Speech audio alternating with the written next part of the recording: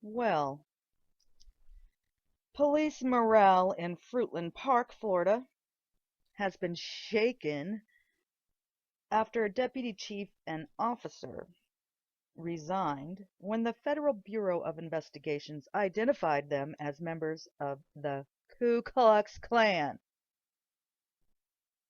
The Florida Department of Law Enforcement presented Chief Terry Isaacs with copies of a confidential FBI report last week that allegedly identified Deputy Chief David Borst and Officer George Honeywell as members of the KKK.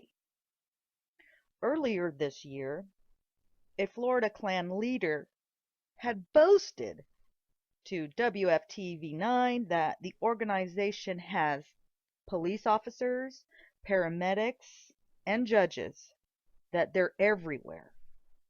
However, Chief Isaacs would only tell reporters for the Orlando Sentinel that the pair belonged to a subversive organization because he did not believe he was authorized to release the results of this report.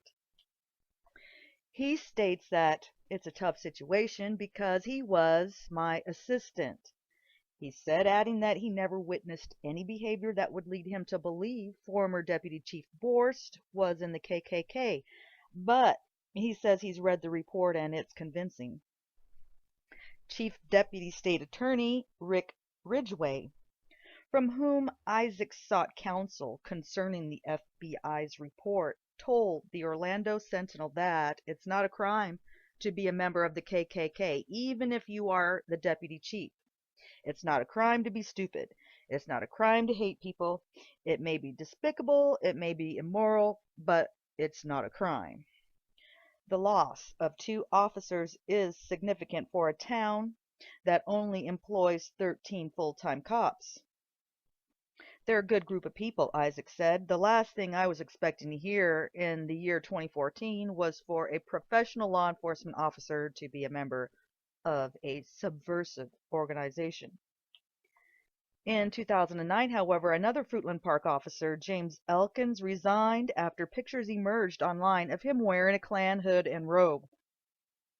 Elkins initially claimed that he was not involved with the organization, but eventually admitted that he was the district lead, I'm not sure if I pronounced that right, or a local recruiter for the National Aryan Knights of the Ku Klux Klan. Break this news. These 2 police officers were sworn to protect and serve all the people of Fruitland Park, but tonight they're off the job. An international FBI probe uncovered allegations linking the men to a local chapter of the Ku Klux Klan. But since membership in the KKK isn't illegal, FBI passed along the information to the Fruitland Park police chief, who condemned their alleged membership and took action. A confidential source named Deputy Chief David Borst and Corporal George Honeywell as Klansmen. Borst resigned Friday. Honeywell was fired amid the allegations brought to their chief. Fruitland Park's top cop told us his officers denied any involvement and saw no direct evidence linking them to the KKK.